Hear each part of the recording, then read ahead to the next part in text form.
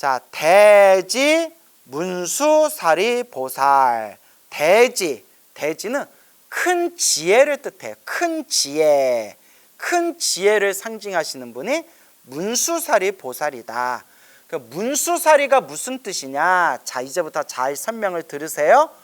문수사리 할 때 이 문수보살은, 우리가 흔히 말하는 문수보살은 문수사리라고도 부르고 문수시리라고도 불러요. 문수사리, 문수시리라고도 부르는데, 인도의 산스크리트어 만주슈리라는 말에서 나온 거예요. 만주슈리, 산스크리트어 만주슈리라는 단어를 한자의 소리를 따서 한문으로 표기할 때 만주슈리라는 단어를 문수사리 혹은 문수시리라고 번역을 한 겁니다. 그러면 만주슈리가 무슨 뜻이냐? 만주슈리 할 때 만주는 달다, 달콤하다라는 뜻일 거예요. 달다 또는 묘하다. 우리가 묘범연화경 할 때 뭐 묘자 있잖아요. 참 묘하다. 그 다음에 훌륭하다라는 뜻이 있어요. 훌륭하다. 달다, 묘하다, 훌륭하다, 뛰어나다라는 그런 아주 좋은 뜻을 담고 있는 거예요. 만주슈리 할 때 만주, 달다, 아주 묘하다, 훌륭하다, 뛰어나다. 슈리는, 만주슈리 할 때 슈리는 복덕이란 뜻이 돼요. 복덕. 야, 너 복이 많다. 너 덕이 많다. 야, 넌 복덕이 많다. 그리고 길상이란 뜻이 있대요. 길상. 여러분들 뭐 우리가 길상사라는 말도 들어보셨죠? 길상은 행운이란 뜻이 있어요. 아주 훌륭한, 아주 좋은 것이란 뜻이 있어요. 행운. 그래서 만주슈리 하면 훌륭한, 뛰어난, 묘한 복덕을 가지고 있다, 행운을 가지고 있다라는 뜻이 되겠습니다. 그래서 만주슈리, 아주 훌륭한, 아주 뛰어난 복덕을, 행운을 가지고 있다라는 의미가 되겠습니다. 그래서 우리가 절에 20년, 30년, 40년 절에 다니면서 예불문을 달달달 외워도 문수사리 보살 할 때 문수사리가 무슨 뜻인지도 모르고 넘어가신 분들이 많아요. 근데 이제 여러분들이 이렇게 하나하나 배워나가게 되는 겁니다. 아, 문수사리라는 단어는 산스크리트어 만주슈리라는 단어에서 나왔구나. 만주라는 뜻은 뭐 훌륭하다 혹은 뛰어나다, 뭐 묘하다 이런 뜻이 있구나. 슈리는 복덕, 행운, 아주 좋은 것이라는 뜻이 있구나. 만주슈리 합치면 훌륭한, 뛰어난 복덕, 행운을 가지고 있다 이런 뜻으로 해석할 수 있겠구나. 이렇게 이제 머릿속에 정리하시면 되겠습니다. 자, 그래서 이제 또 다른 책에 보면 조금씩 해석하는 방법이 달라요. 그래서 그냥 대충 이런 뜻이구나 정도만 이해하시면 되겠습니다. 그래서 대지, 큰 지혜를 상징하시는 보살님들 중에서도 지혜를 상징하시는 만주슈리, 문수사리 보살님이라는 의미가 되겠습니다. 대행보염보살, 대행, 큰데 행할 행, 실천할 행. 그래서 대행하면 위대한 실천, 큰 실천을 뜻하고 있습니다. 위대한 실천, 큰 실천을 뜻하시는 분이 바로 보염보살이 되겠습니다.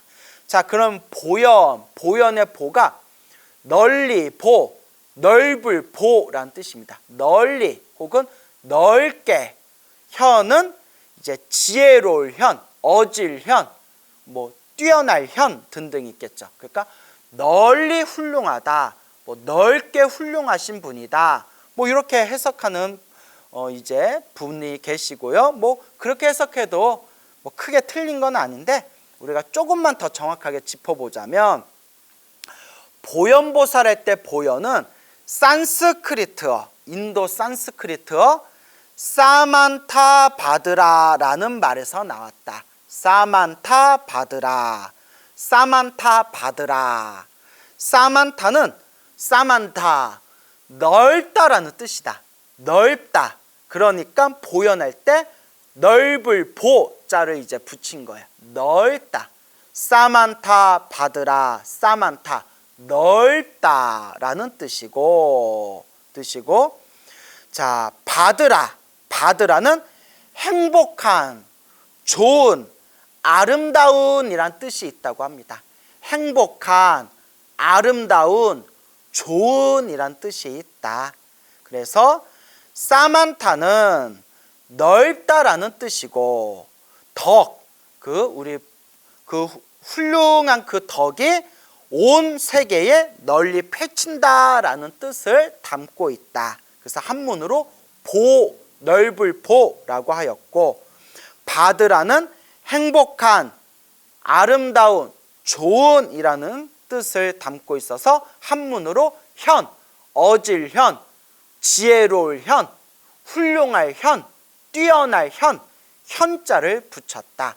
그래서 사만타 바드라 보현이라는 단어는 널리 훌륭한, 뛰어난, 아름다운 것이 널리 펼쳐진다라는 뜻으로 해석할 수가 있다. 이렇게 이제 머릿속에 정리하시면 되겠습니다. 그래서 대행보현보살, 대비관세음보살, 대자대비를 상징하시는 관세음보살. 우리가 대비, 큰 대자는 다 아실 거고요.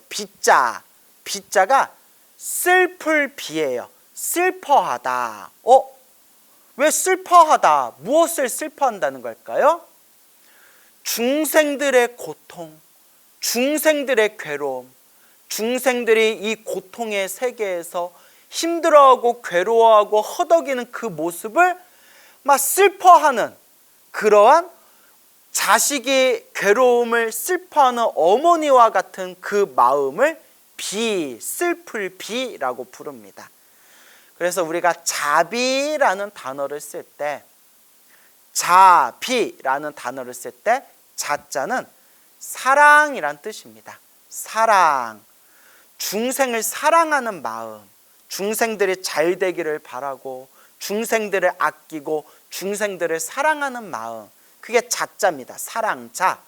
그 다음에 슬플 비, 사랑하는 이 중생들이 괴로움에 빠지고 힘들어하고 고통스러워하며 그걸 마치 나의 고통인 것처럼 슬퍼하는 그 마음, 그 슬퍼하는 그 연민심의 마음, 그 연민심을 바로 비라고 합니다. 그래서 우리 수많은 대승의 보살님들은 중생의 고통을 보면 마치 나의 고통인 것처럼 너무나 슬프기 때문에 중생들을 구제하지 않을래야 아니할 수가 없다고 합니다. 그래서 이것이 바로 위대한 연민심, 큰 연민심, 그래서 대비, 크나큰 슬픔이라고 부릅니다. 그래서 티베트 불교에서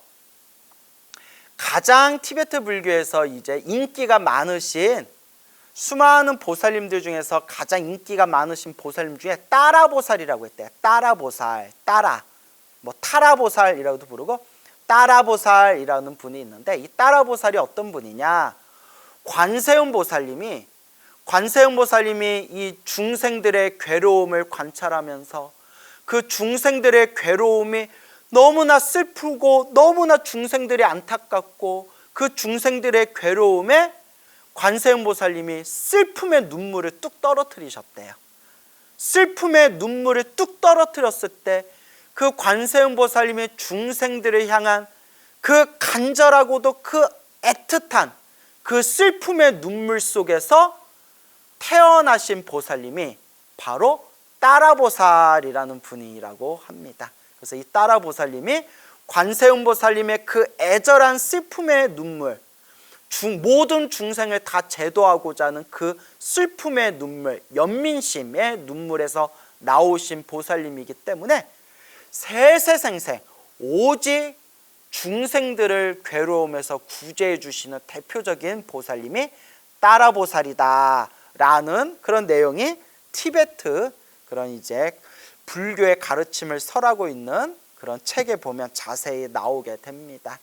그래서 뭐 스님 따라보살이 정말 있어요? 뭐 이러면 뭐 있다 없다를 떠나서 관세음보살님의 그런 중생을 향한 애절한 그 마음을 상징적으로 표현한 것이고, 지금 이 순간에도 관세음보살이라 부르든 따라보살이라 부르든 아무개보살이라 부르든 지금 이 순간에도 수많은 거룩한 보살님들이 중생을 제도하기 위해서 보살행을 펼치고 계시다라고 이제 여러분이 마음속에 되새기면 되겠습니다. 그래서 대비, 위대한 슬픔이라는 대비, 대자 대비에는 이와 같이 깊은 뜻이 담겨져 있는 겁니다. 자, 그러면 관세음 보살할 때 관세음, 관, 볼관, 세상세, 소리음, 세상의 소리를 관찰하다, 세상의 소리를 보다. 스님, 세상의 소리를 듣는 게 아니라 세상의 소리를 보는 겁니까? 자, 이걸 우리가 흔히 어떻게 해석하냐면, 세상의 소리할 때 세상은 중생들을 뜻하는 거예요. 그 중생들의 마음의 소리, 이 세상에서 살아가고 있는 이 윤회 세상에서 태어나고 죽고 이렇게 살아가고 있는 그 중생들의 마음의 소리를 귀로 듣는 게 아니라 꿰뚫어 보신다, 관찰하신다 해서 관세음, 세상 중생들의 마음의 소리를 관찰하신다, 꿰뚫어 보시고 그 중생들의 마음에 품고 있는 소원을 성취해 주시고 중생들의 마음으로 허덕이고 시달리고 있는 그 마음의 괴로움을 싹 그 괴로움을 소멸시켜 주신다. 그래서 우리가 관세음보살을 구고구난이라고도 부릅니다. 구고구난, 고통에서 구해주시고 난, 어려움에서 구해주신다. 고난에서 구해주시는 대자대비 관세음보살, 이제 이렇게 표현을 합니다. 관세음은 인도 산스크리트어로 아발로키테 슈아라라고 부릅니다. 아발로키테 슈아라. 자, 어렵죠? 그래서 저도 아발로키 떼슈아라라고 우리가 흔히 그냥 습관처럼 발음하는데 엄격히 이제 문장의 단어의 발음을 끊어치면 아발로키테, 아왈로키테 슈아라라고 한다고 합니다. 아발로키테 슈아라. 아발로키테 혹은 아왈로키테라는 뜻은 근데 이거 저도 이제 책에서 찾아보니까 산스크리트어를 연구하시는 분들마다 해석하는 관점이 조금씩 달라요. 근데 그냥 우리가 어차피 불교학 산스크리트어를 무슨 전문가 수준으로 공부할 건 아니니까 그냥 표준, 보편적인 입장에서 해석을 해드리자면 아왈로키테라는 아왈로키테 슈아라 할 때 아발로키테라는 단어는 위에서 아래를 내려다보다라는 뜻이 있다고 합니다. 아래를 내려다보다, 그러니까 위에서 아래를 훤하게 관찰하다, 훤하게 이렇게 내려다본다라는 뜻이 있고요. 아래를 내려다본다. 스와라라는 뜻은 신, 그러니까 특별한 존재, 신을 의미한다고 합니다. 스와라, 신, 특별한 존재. 그래서 아왈로키테 슈아라 문장을 그 단어를 딱 붙여서 해석하면 위에서 아래를 굽어 살피시는, 아래를 관찰하시는, 아래를 이렇게 쳐다보시는, 살피시는 분, 아래를 쳐다보시는, 살피시는 그런 신과 같은 특별한 존재라는 뜻을 담고 있다. 그렇게 해서 이제 우리 중국 불교에서 구마라집 스님은 관세음이라고 번역했고, 현장법사는 관자재, 자유자재로 관찰하시다 해서 관자재라고 번역을 했습니다. 그래서 구마라지 스님이 번역하신 관세음 보살 보문품은 관세음이라는 단어를 사용하고, 우리 불자들이 달달달달 외우고 있는 마하바냐바라밀다 심경 할 때 관자재 보살 행심반야 바라밀다시 할 때 관자재, 현장 스님은 관자재 보살이라고 번역을 했습니다. 그래서 관세음이나 관자재나 다 똑같이 산스크리트어 아왈로키테 수아라라는 단어에서 나왔다. 이렇게 머릿속에 정리하시면 되겠습니다.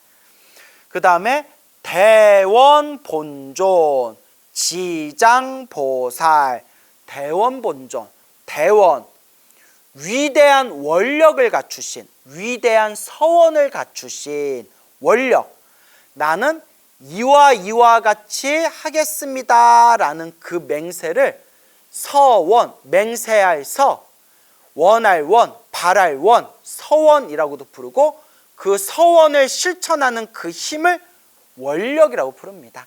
근데 우리가 보통 서원, 원력, 발원, 발원문 할 때 발원, 서원, 원력, 그냥 다 똑같은 의미로 사용하고 있습니다.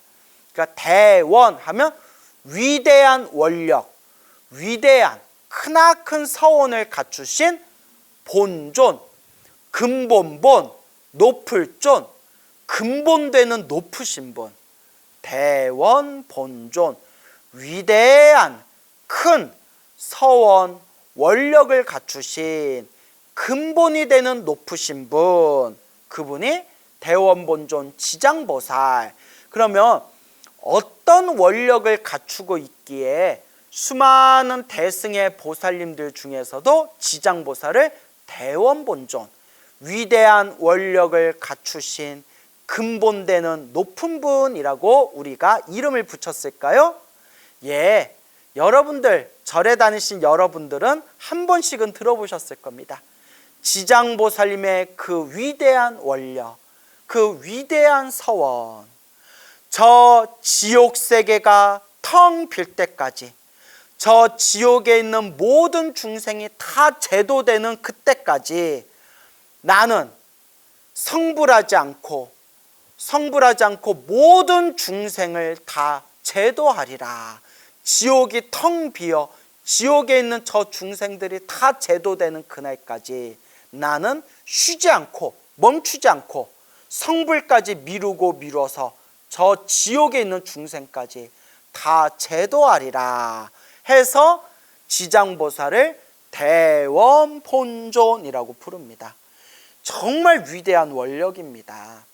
여러분, 우리 스님들도 전법을 하거나 포교를 하고 수많은 사람들을 만나다 보면 느끼는 게, 야, 정말 중생 제도하기 힘들다, 정말 사람들 제도하기 힘들다라는 걸 수없이 느낄 때가 있습니다. 사람들 중에서는 정말 마음이 곱고 그리고 착하신 그런 선한 분들도 있지만, 세상 사람들 중에서는 정말 이기적이고 못된 사람들도 많지 않습니까? 정말 심지어는 정말 별 인간 같지 않은 사람들도 많거든요. 뭐 이렇게 얘기하는 저도 잘난 거는 없지만, 그리고 절에 다니는 불자님들 중에서도 정말 마음 잘 쓰고 정말 스님인 제가 봐도 정말 마음이 고우신 분들이 있는가 하면, 절에 다니기는 다니는데 막 표독스럽고 승질 못되고 고집부리고 막 아상과 아만이 막 하늘을 찌르는 그런 불자님들이 있는 것도 사실이거든요. 그렇기 때문에 가끔 그런 젊은 스님들이 큰 스님을 찾아가서 이제 이런 질문을 할 때가 있습니다. 큰 스님께 딱 인사드리면서, 스님 중생을 제도해야 되는데 중생들이 너무 말을 안 듣습니다. 어떻게 해야 되겠습니까? 하니까 큰 스님이 딱 하신 말씀이, 야, 네 마음도 제도를 못하면서 어떻게 남을 제도한다고 하느냐? 네 마음도 제도를 못하면서 무슨 중생 제도를 하느냐? 라는 말씀을, 야! 네 마음부터 제도해라. 네 마음을 잘 제도하면 중생들 마음도 저절로 제도될 것이다 라는 유명한 말씀을 하셨다고 합니다. 저도 이 얘기를 듣고 가슴에 뭐가 딱 와닿더라고요. 우리는 나 자신을 볼 줄 모르고 남만 보잖아요. 남이 어떻고 저떻고 남의 장단점만 이렇게 우리는 남 보듯이 보잖아요. 그런데 남을 보듯이 내 자신의 마음을 꼼꼼하게 살펴본 적이 있는가? 과연 나는 내 마음을 얼만큼 잘 다스리고 과연 내 마음을 얼만큼 제도했는가? 라는 것을 우리가 정말 진지하게 고민해 봐야 됩니다. 그러니까 저도 마음이 편안해지더라고요. 예를 들어 막 말 안 듣는 중생, 막 고집 부리고 막 마음이 좀 이기적이고 못된 중생을 보더라도 마음속으로 에휴, 나도 내 마음을 제도 못하는데, 나도 내 마음을 못 다스리는데 하물며 내가 저 사람들을 어떻게 내가 제도하고 저 사람들을 다스리겠느냐, 내 마음부터 다스리자 하면 마음이 좀 편안해져요. 이것도 뭐 마음을 닦는 하나의 지혜겠죠. 그러니까 여러분들도 남을 내 마음처럼, 남을 내 뜻대로 남을 움직이겠다, 남을 바꾸겠다라는 그 집착부터 내려놓으셔야 됩니다. 결국 불교는 남을 바꾸려 하기 전에 먼저 내 마음부터 바꿀 줄 알아야 된다. 그것이 참으로 부처님의 묘하고 묘한 법이 되겠습니다. 그런데 내 마음 바꾸기가 참 어렵구나. 저도 20년 넘게 머리 깎고 출가해서 20년 넘게 공부를 하고 수행을 했지만 수행하면 수행할수록 이 마음 하나 다스리기가 참 어렵구나. 하지만 어떻게 하겠습니까? 자꾸 닦고 자꾸 닦는 수밖에 없죠. 그냥 꾸준히 닦아 나갈 뿐입니다. 그런데 지장보살님은 이 세상에서, 이 우주에서 가장 못된 놈들만 모아놓은 지옥에 있는 중생들을 다 제도하겠다고 원력을 세우신 겁니다. 이 수많은 우주의 세상에서 가장 못되고 가장 나쁜 놈들만 모아놓은 그 지옥세계 중생들을, 지옥에 텅 빌 때까지 그 지옥세계에 떨어진 그 중생들을 다 제도하겠다. 그래서 불가능에 가깝다. 옛날 큰 스님들도 지장보살 지장경 강의하면서 이것을 불가능에 가깝다라고 말씀하십니다.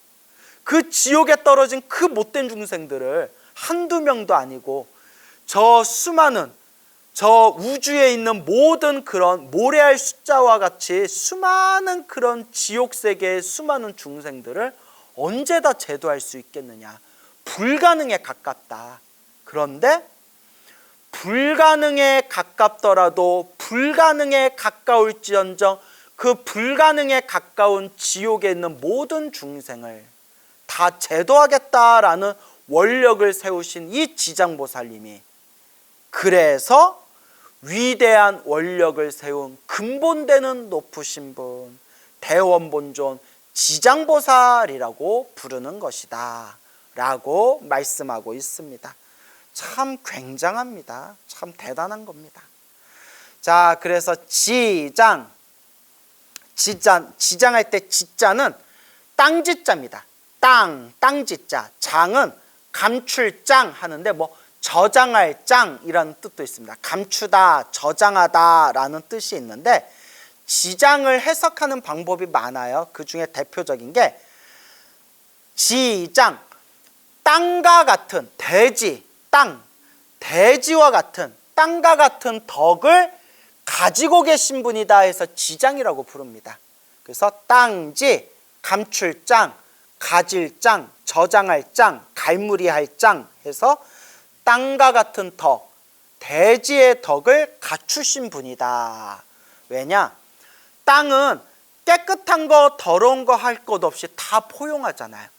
땅에다 깨끗한 물을 부어도 땅은 그걸 다 받아들이고 땅에다가 더러운 똥오줌을 부어도 땅은 그걸 다 받아들이잖아요. 그리고 모든 살아있는 생명들이 살아갈 수 있는 환경을 제공하잖아요.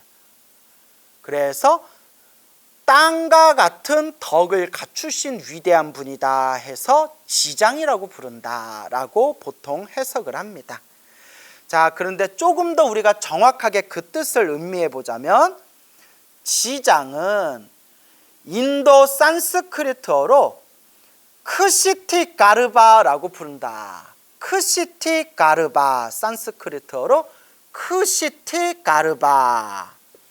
크시티는 땅을 의미하다. 그러니까 그래서 땅지자, 지자라고 이제 번역을 한 거예요. 크시티 가르바. 크시티, 땅이란 뜻이고, 가르바, 가르바는 여러 뜻인데 모태란 뜻이 있대요. 어머니의 자궁이란 뜻이 있대요. 어머니의 자궁, 자궁. 그래서 모태라는 뜻이 있대요. 그래서 크시티 가르바 하면 땅과 같은 어머니의 모태, 어머니의 자궁. 그래서 이걸 뭐라고 해석하냐면 이것은 마치 땅과 같이, 대지와 같이 무수한 종자, 씨앗을 품고 있다고 해서 어머니가 자궁 안에 우리 아기들을 품고 있듯이 이제 모든 그런 무수한 종자, 씨앗을 품고 있다고 해서 지장이라고 부른다. 그래서 조금 더 확장하면 어머니가 어머니의 자궁에 우리 생명을 품고 있듯이 땅과 같이 모든 생명을 품고 있는 그런 위대한 덕을 이제 상징해서 지장, 크시티 가르바라고 부른다라고 이와 같이 해석을 합니다. 자, 그래서 대승의 4대 보살에 대해서 여러분들 설명을 드렸습니다. 자, 그러면 다시 한번 원점에 돌아와서 지심규명내 대지 큰 위대한 지혜를 갖추신 문수사리보살, 대행 위대한 실천을 갖추신 보현보살. 그래서 문수보살님은 사자를 타고 있고 보현보살님은 코끼리를 타고 있대요. 코끼리. 자, 그래서 조금 더 설명을 드리자면 문수보살님은 여러분들이 이제 나중에 불상을 보거나 이렇게 탱화를 볼 때 보살님들 중에 칼을 들고 있으면 무조건 문수보살이라고 보시면 돼요. 왜냐? 칼을 상징하는 게 뭘까요? 문수보살은 지혜를 상징하잖아요. 그래서 지혜, 날카로운 지혜의 힘으로써, 날카로운 반야지혜로서 모든 중생들의 번뇌망상을 싹 잘라버리듯이 그 칼이 상징하는 건 지혜의 칼날을 상징하는 거예요. 지혜의 칼날. 날카로운 반야지혜의 그 힘으로써 중생들의 번뇌와 망상과 어리석음을 지혜의 칼날로 싹 잘라버린다는 의미가 있어요. 그래서 칼을 들고 계시고, 그 다음에 우리나라에선 보기 힘든데 저기 이제 중국 불교의 문수보살 모셔놓은 사찰에 가면 이렇게 무슨 책 같은 걸 들고 계시는 분이 있대요. 책. 당연히 누구겠어요? 예, 문수보살이죠. 지혜를 상징하는 문수보살. 그래서 문수보살이 들고 있는 그 책이 반야경이래요. 반야경. 금강반야 바라밀경, 마하반야 바라밀다 심경, 이렇게 반야자가 들어가는 경전이 한문경전으로 600권이 있어요. 600권.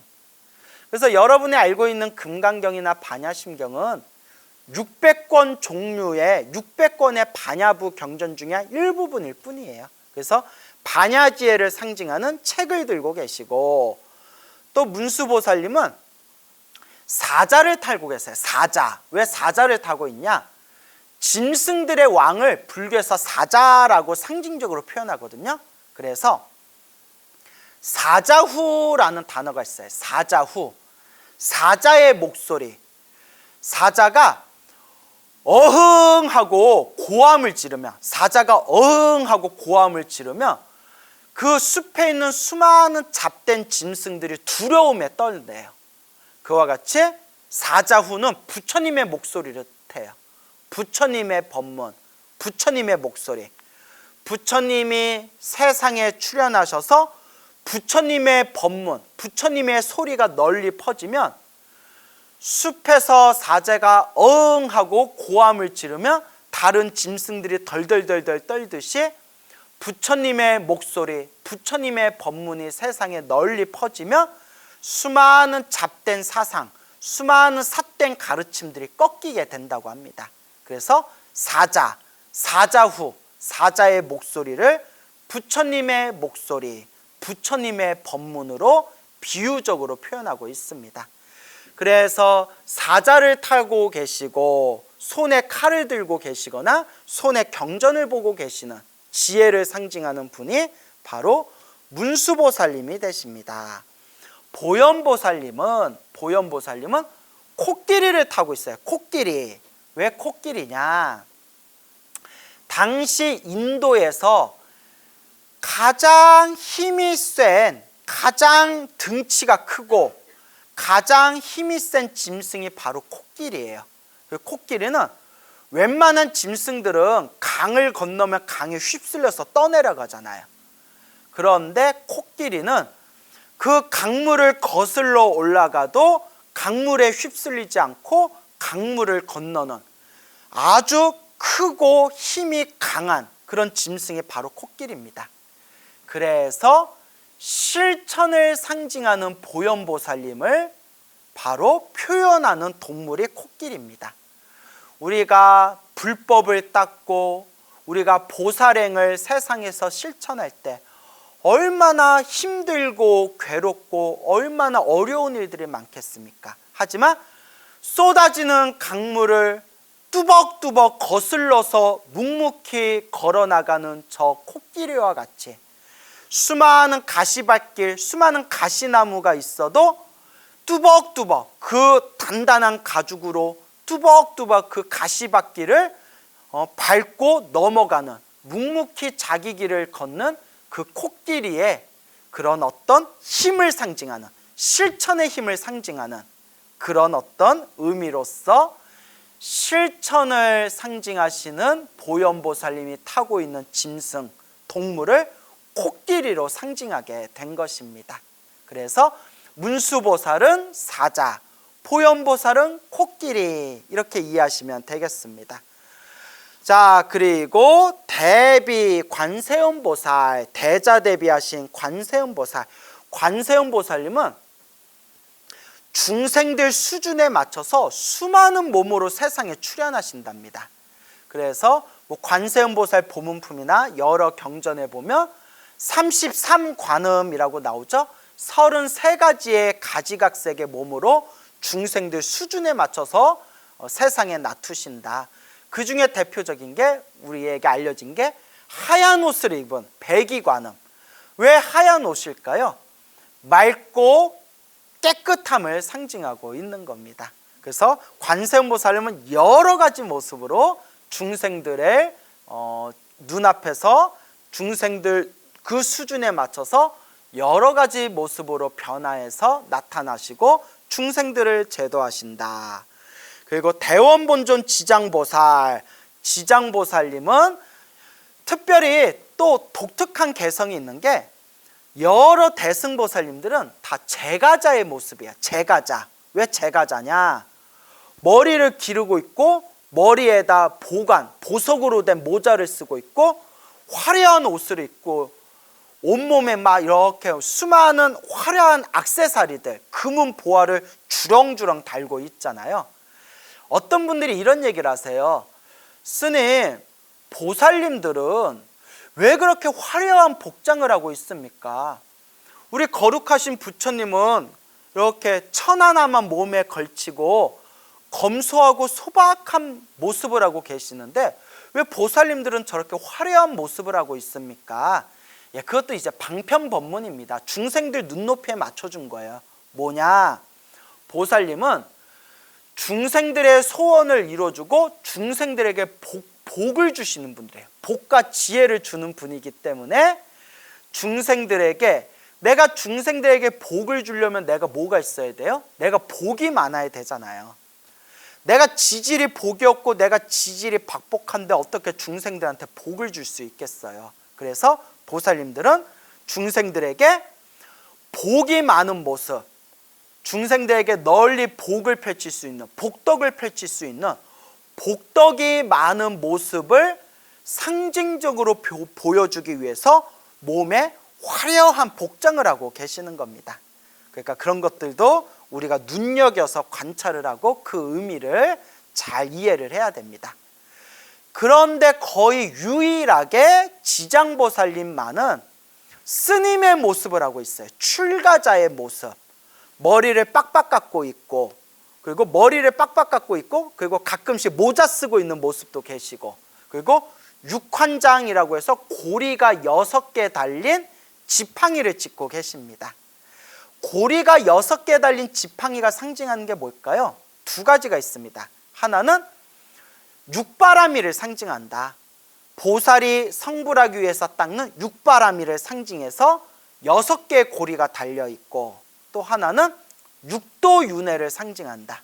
육도윤회, 지옥, 악귀, 축생, 아슈라, 인간, 천상, 이 6가지 돌고 도는 6가지 세상의 윤회, 육도윤회의 중생들을 다 제도한다라는 의미가 담겨져 있다 등등으로 해석하게 됩니다. 그래서 이와 같이 출가자의 모습을 하고 계시는 또 거룩한 보살님의 그런 어떤 상호, 형상이 바로 지장보살님의 모습이기도 합니다. 그래서 지장경에 이 지장보살님의 그 깊은 자비와 복덕과 지혜의 모습이 지장경에 자세히 나와 있습니다. 그리고 마하살은 앞에서 배웠죠? 소보살, 대보살, 작은 보살, 큰 보살 할 것 없이 모든 보살님들 중에서도 가장 높은 위치에 계시는 분들을 보살, 마하살이라고 부른다. 자, 그래서 이와 같이 지극한 마음으로 목숨 바쳐 귀하여 예배합니다. 위대한 지혜를 갖추신 문수사리 보살, 위대한 실천을 행하시는 보현보살, 대자대비하신 관세음보살, 위대한 원력을 갖춘 근본되는 높으신 분 지장보살, 이 모든 분들을 포함한 마하살, 보살 마하살에게 지극한 마음으로 목숨 바쳐 귀하여 예배합니다 라는 뜻이 되겠습니다. 그래서 지장보살 마하살 할 때 지장보살님만 마하살이 아니라 앞에서 얘기한 문수보살, 보현보살, 관세음보살, 지장보살을 다 합쳐서 끝에다 마하살, 위대한 보살님들이라고 이렇게 뒤에다 마하살이란 단어를 붙인 것이다 라는 것을 또 여러분들이 눈여겨서 잘 이해하시기 바랍니다. 오늘 여기서 마치겠습니다. 여러분 성불하십시오.